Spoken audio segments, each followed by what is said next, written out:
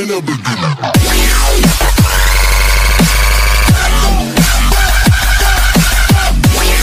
Salut și bine v-am găsit la un episod. Astăzi o să-mi schimb numele după Brawl Stars și da, să nu uitați să vă abonați și să apăsați butonul de like dacă mai vreți episoade de Brawl Stars. Suntem aici în loc. Așa, acesta este contul meu. Arată urât, o dai cu Alex 1, așa că o să mi-l schimb. 60 de gemuri, punem aici ăsta și dăm. Ce trebuie să scriu? Your name, ok. Trebuie să mai mi-l pun o dată. Și acum confirm.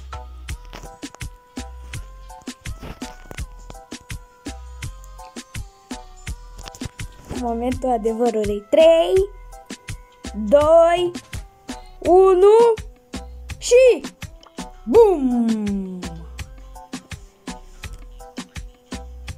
BUM! Și mi-l pun pe alb. Ia cum arată.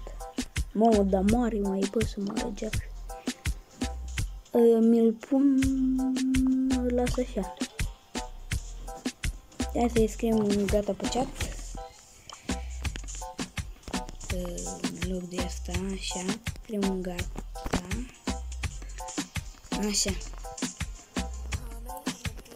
Foarte șmecher numele. Îi dăm aici Mastrofi și dăm un pic cu puțin.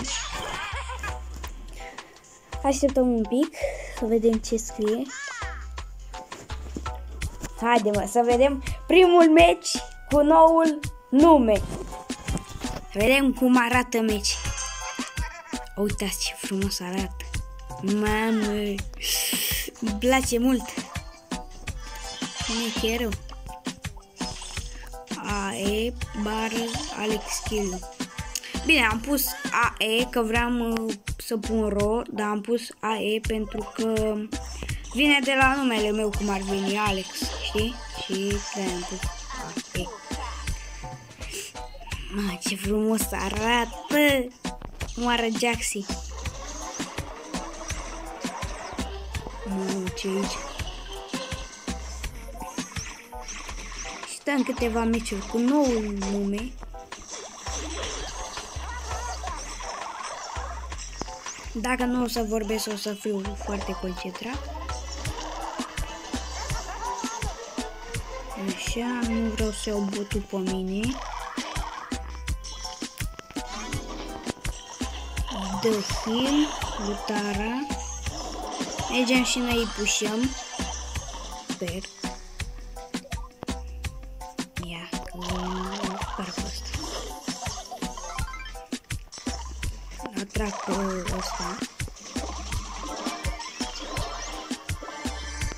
Sau nu mai atrag pe nimeni.